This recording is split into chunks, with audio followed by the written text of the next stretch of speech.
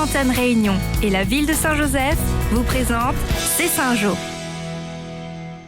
Bonjour, dans votre C'est Saint-Jo cette semaine, petit tour d'horizon des chantiers en cours à Saint-Joseph et ensuite direction le terrain de sport de l'école Le Neveu pour la 12e édition de Cayenne en fête. C'est maintenant, C'est Saint-Jo. La période des vacances scolaires est l'occasion de réaliser des travaux dans les écoles comme à la Crête avec l'agrandissement de la cour de récréation ou à Vincent-d'Eau avec la cuisine centrale. D'autres chantiers sont en cours, l'aménagement du parc de la Cressonnière dont Thomas Payette, le chargé d'opération, nous livre une partie du projet. Et au niveau du cheminement, donc on viendra intégrer un bassin et également donc un ruisseau. Comme c'est un ancien parc de la Cressonnière, donc on essaie de remettre ça donc en avant. Sur nos routes, des travaux sont en cours, comme rue des Prunes, avec un ouvrage de franchissement. D'abord, donc l'éradication des radiers, on en a encore quelques-uns, mais ça c'est véritablement un radier historique. Je crois que tout le monde conviendra que ce sera véritablement une étape nouvelle que l'on aura franchie quand on aura fait cela, après ceux de Barquissot, après celui de Solitaire, avant celui de Greg, etc. Donc incontestablement, ce sont des chantiers qui comptent dans la vie du quotidien des gens. Bien sûr, parmi les chantiers de grande envergure, celui de la future crèche de Vincent-d'Eau se poursuit. Et la très attendue médiathèque, nous avons eu la chance de croiser lors de notre visite l'un des architectes. Il nous explique le côté bioclimatique du bâtiment. La question, en fait, c'était de ne pas utiliser de climatisation, mais aussi pour des questions d'économie d'énergie, mais aussi pour avoir un vrai rapport à l'extérieur. C'est-à-dire que dès qu'on met la climatisation, on se ferme de l'extérieur.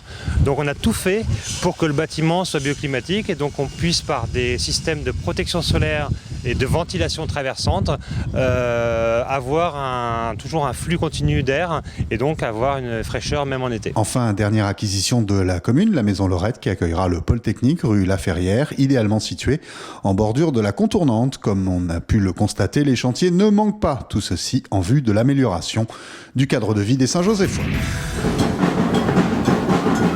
Même si les amis de la Cayenne en sont à la 12e édition de Cayenne en fête, c'est toujours un défi de réussir un week-end comme celui-ci. La météo pour commencer, en plein hiver austral, on a les yeux rivés sur le ciel. L'autre challenge constitue le programme. À ce sujet, Jean-René Descalson nous livre le secret du savant mélange. Pour représenter quand même Saint-Joseph, autant quand même avoir des artistes quand même un peu renommés. Et après aussi, il ne faut pas nous oublier les gens, les artistes Saint-Joseph, parce qu'il y en a aussi, tels que Harmonie, Zik Mélanger, Petit Prince et Marmaille Lacour.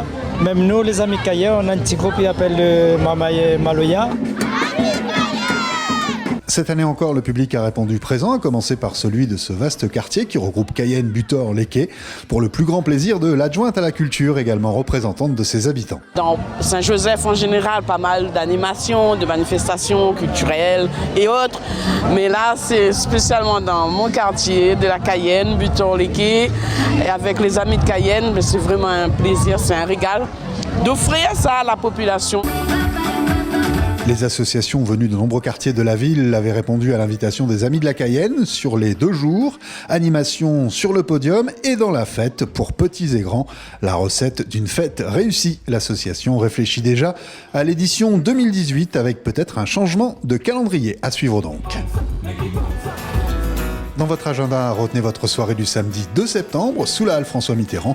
Revivez les années 80. Sur scène, Guy Criaki, Jean-Jacques Lafont, Jean-François Michael, Alain Delorme et comme invité, Maël. Billets en vente au pôle administratif communal au tarif de 10 €.